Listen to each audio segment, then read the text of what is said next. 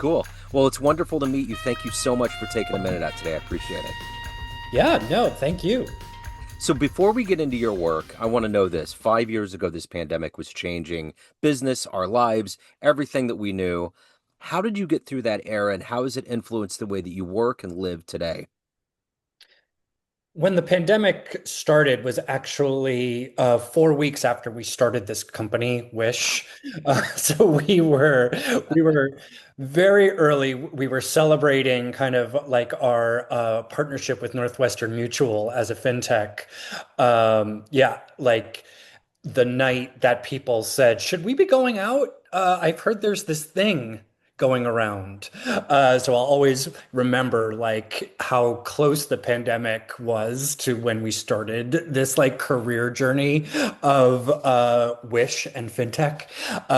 But it was almost great in a way because we didn't really have a before time, whether it was a before time of office culture, of in-person meetings, of having to redefine what our business was in the age of COVID and remote work.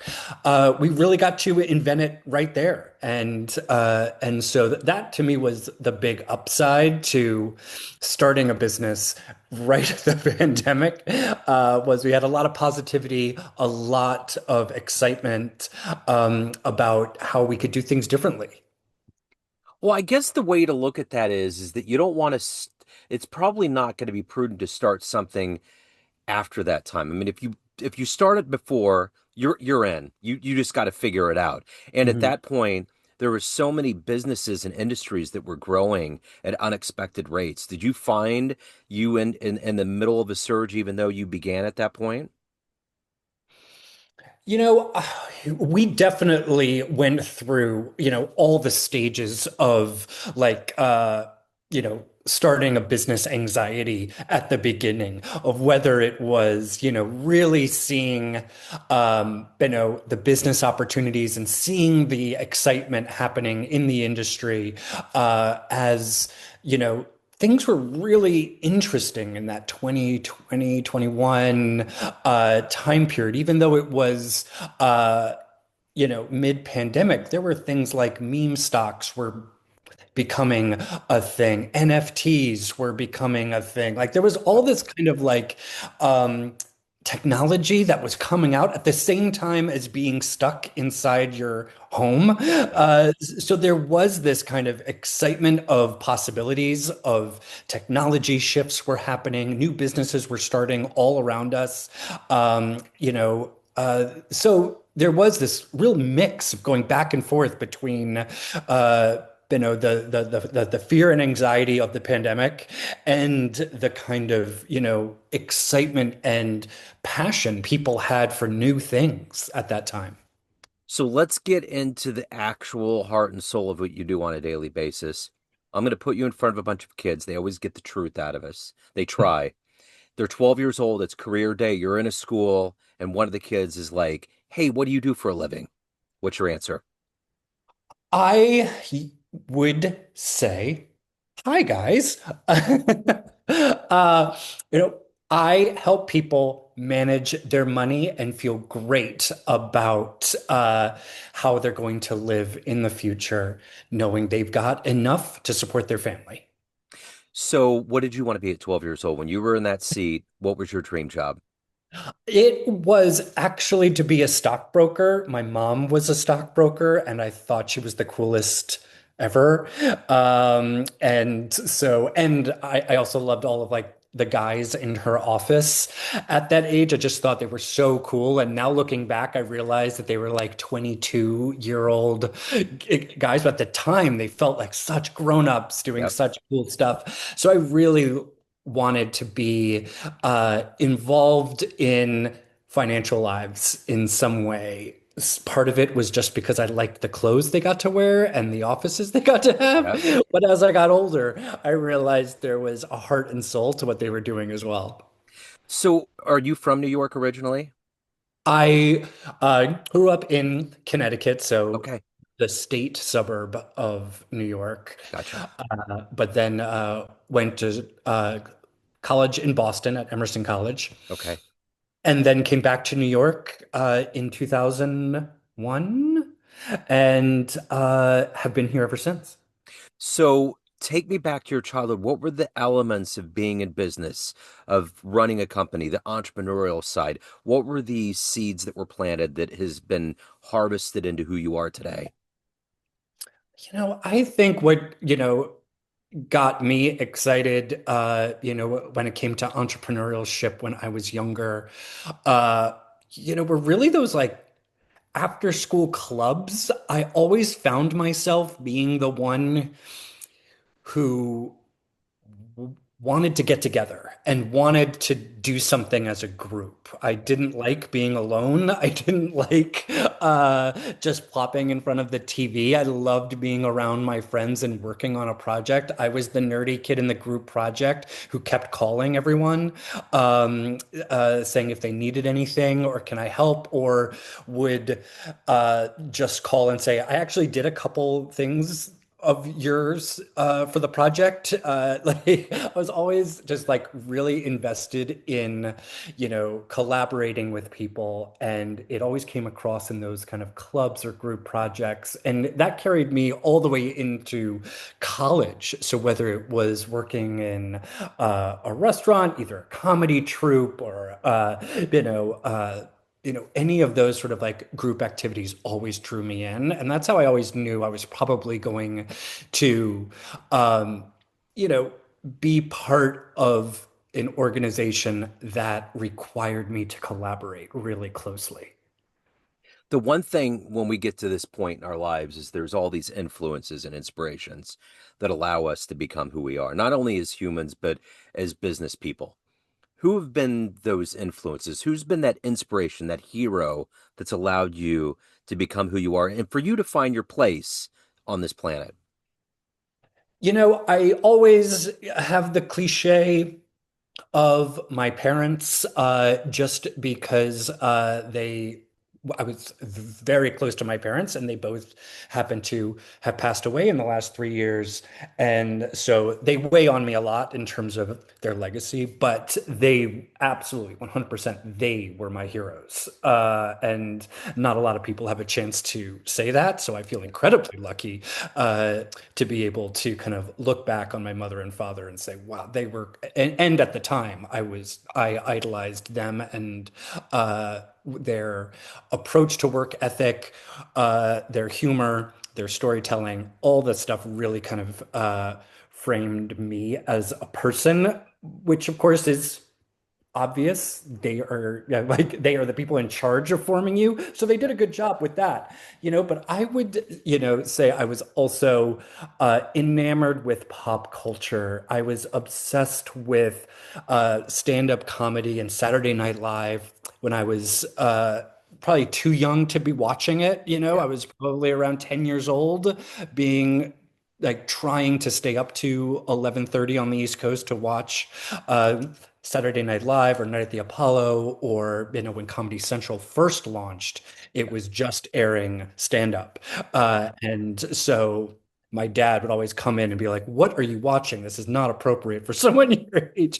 But so I just really fell in love with the idea of these sort of, passionate storytellers. This was like, I probably would have also been really into TED Talks Yeah. had they existed at the time. But Yeah. I just loved stand-up comedy because it was really just about holding an audience's attention with a passionate story that explains who you are and what you do and what makes you tick and kind of what connects us all, finding that insight that gets an audience to, applaud just with the idea of the topic you're about to talk about. I always love when an audience claps when they're like, something special is about to happen. That's the Yeah. best type of storyteller. Yeah.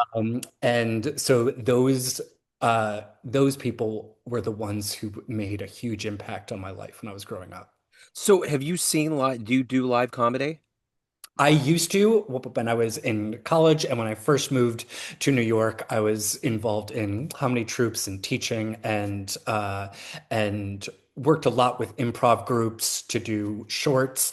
I worked at Comedy Central and things like that. So I spent a good few years at the beginning of my career in comedy and in entertainment, which was an area of passion for me for a long time. I just saw that documentary on John Candy and how SCTV came around with, Levy and O'Hara and all of those people, and just how much fun and just how they knew that he was the one. Like the Yeah. minute he came in the room, he was the guy. What's the best live comedy routine you've seen? What comedian, what show, what Hmm. rises to the top? You know, I would like, of course, I want to like go back in time and like talk about some of the early things, but let me pick something recent. Okay. Cole Esposa does a show in New York called Oh Mary, Yeah. and it's a very funny send up of the story like of Mary Todd Lincoln. And I was just blown away that they were doing something I'd never seen before, a style of comedy that felt new, that felt fresh. It kind of like re-inspired a group of us who felt that like comedy was starting to get a little stagnant or a little immature in a way. A little bit too much like a broy vibe was starting to come into comedy. And then all of a sudden, this show comes out, and it's really a tour de force of Cole and their ability to just transition into a character that's so funny. So I would say comedy performance, Cole Esposa in Oh Mary was incredible. I also, was really excited by going to see the Groundlings in LA Yeah. even today. A lot of people like, they were you know, a good breeding ground for SNL and things like that in the 90s. I actually feel like they're having a really good moment now. So if you're in LA seeing a show at the Groundlings Theater, there's, $10 shows that you could go see. And it was one of the few shows I could bring my 14-year-old daughter to, because so many comedy shows are like, a two-drink minimum and 21 plus. So now, as a parent, I have to think about, but can she see this? But the Groundlings you could go to, and some of the young people there are doing some really exciting stuff. So, in the realm of business, if you could meet anybody in the realm of business right now and have a lunch with them, get to know them a little bit, ask some questions, who would you love to meet that might help you on your journey?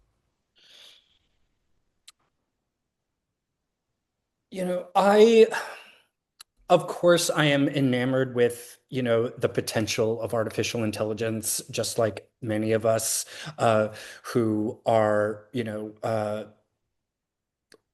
savvy with technology in today's world. So, of course, being able to talk with someone like Sam Altman and kind of like pitching what I think AI can do for us in the future and picking his brain to see where the opportunities may lie and where the future is to me is kind of like would probably be a really exciting conversation to have with being with someone on the forefront of AI. I probably more have arguments with Elon Musk if I, but I still would want to have that discussion about, and again, kind of same thing about where they're seeing technology going, how, something like Tesla went from self-driving to a robo-taxi, now to like a robotics AI company, and just kind of seeing where they are predicting the future to go, I find fascinating and would love to have those conversations. Absolutely. So, let me ask you this. What gets you up every day to do this work, to do work at a high level, to take care of your own soul, to evolve, to stay up on how things are trending? What is that energy for you to wake up when that alarm goes off? I think what gets me excited in the morning, other than a great cup of coffee, uh, is the people I'm going to work with. And I think that I've learned is more important than even the company I work at or, the product I'm responsible to move forward economically. Uh, you know, Being energized by the people that you work with, I find to be the most important thing when it comes to my professional life. And a lot of people take that journey very independently when they think about their career. They really just think about themselves and where they want to be in 5 years. That's always the question of like, so where do you want to be in 5 years? And I always try to think of like, what team do I want to be part of in 5 years? And who do I want to work with in 5 years? Not just what's my title, what's my salary in 5 years. So what gets me up in the morning is the excitement to work with people that I'm enthralled by their creativity and intelligence. So let me ask you this. If you were to have a dream tonight and walk into your childhood home and go Mhm. up to your room when you were 16 years old and sit down and hand that version of you a book, and kind of like a coffee table book, and they start flipping through it, and they're wondering what this is, but it's your life. And you're like, that's where I'm at. That's what's happened. Would that version of you believe it?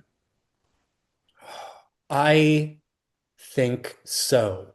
I think as crazy as life is, um, I'm very fortunate that I feel like, yeah, that's not too crazy about where we ended up. Yeah, I think the ups and downs in the journey along the way was surprising, unexpected, and great. But I think the destination in which I'm headed is one of fulfillment that I've wanted, family, friendships, and a professional fulfillment that I always knew I wanted. Sure, I think some of the details you'd be like, really? Yeah. Yeah. But as a whole, I think you'd say, I like where that story went. So, in the vein of being an improv and good storytelling, I'm going to ask you this. I'm going to have you walk into a room that everybody knows you in a professional business sense. Mhm. You swim through that group of people to a podium in front of that room and you can tell them one fun story. Maybe the first concert you went to, one of the best sporting events you ever witnessed, a wonderful place you traveled to, some kind of fun story that might humanize you a little bit to that room of business people. What story would you tell that room? Wow, that's a good one. What story would I tell? I think that, wow. Okay.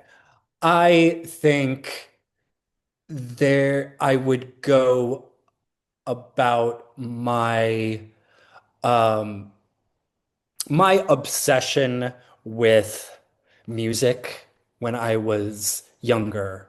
And I loved concerts and I loved collecting music. And I decided that was not enough for me and I needed to meet musicians that were famous. It's like something weird that got in my head. And I would probably tell the story about how I got this fiery passion to meet my idols. And I did not stop until I did. So whether it was, doing all this crazy outreach, there are a million stories of kind of how I got in touch with these singers or bands and got to meet them and learned a lot about how if you ask, you'd be surprised how many people go, sure. Yeah, And I think it taught me a lot about confidence and a lot about what is possible in the world. When people would say, "You really think you're going to meet Sting?" right. I said, "In the next year, I will be in the room with him, Yeah, and I will make that happen. I yeah, just have to figure out how."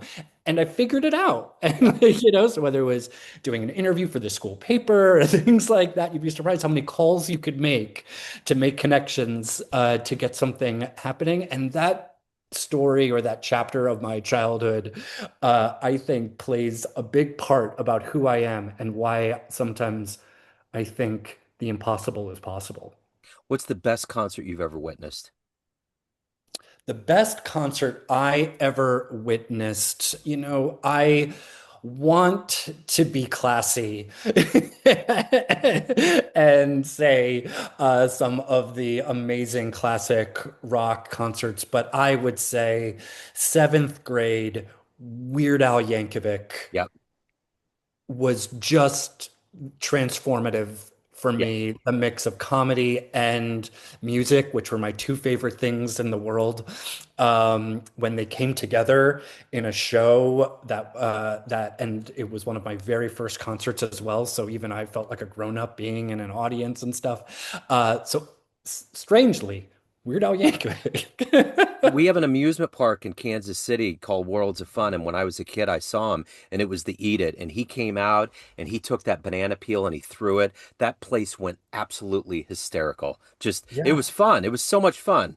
Um, so I'm curious at the end of the day of everything that you've done, everything you've accomplished, everything you've evolved to, most importantly, what are you the proudest of? I think I am the most proud. I have a daughter. She's wonderful. I love her. I'm married, and my wife is amazing. I'm trying to think of things that I'm proud of that may be a little bit unexpected or insightful. What I am most proud of is the uh, how much my friends depend on me. Yeah, I am proud of that. I am proud that I am called constantly for help. yeah, And I think that's something that means a lot to me. And so I would say when I think about things that I work at and want to be, and so whether it's a colleague at work, uh, a friend I've had since high school, or my wife, when people call me, say, I need help, I'm always excited to help. And I'm very proud that I feel like I'm the go-to that's for them. great, man. We always need that friend. So at the end of the day, when everyone has a perception of you, family, friends, clients, everyone that's known you, but you run the show, what's your perception of you? Who do you think you are? Oh, I think I am. Sometimes I feel like I'm still that 12-year-old kid who's just been around for a long time. I never really feel any different than I was when I was 12. Yeah, And sometimes I feel alone in that feeling, but others have said I feel the same way. Like I feel like I'm just as aware of what's going on in the world, and my thought process is exactly the same. So I do kind of feel like when I look at myself, I really feel like there is that joy, excitement, curiosity of that, 12-year-old is still here, just with some more gray and not great eyesight anymore. I get it. I totally get it. If anyone wants to reach out, they want to dive into your business model, learn more, any of the good business, where do they go? Yeah, so as I said, I work for a fintech as the chief of all of our marketing at Wysh. So I do all of our commercials and storytelling and all of that stuff. And just did a documentary film about us, and you could go and view that on Wysh.com, and that's with a Y, so WYSH.com, and you could learn about kind of all the great things that we've done there. I love it. Absolutely love it. Edwin, what a joy, man. Thank you so much. Great to meet you. Thank you for your story. Best of luck with everything. Thank you so much, Jeff. This was fun. Thank you. I appreciate it.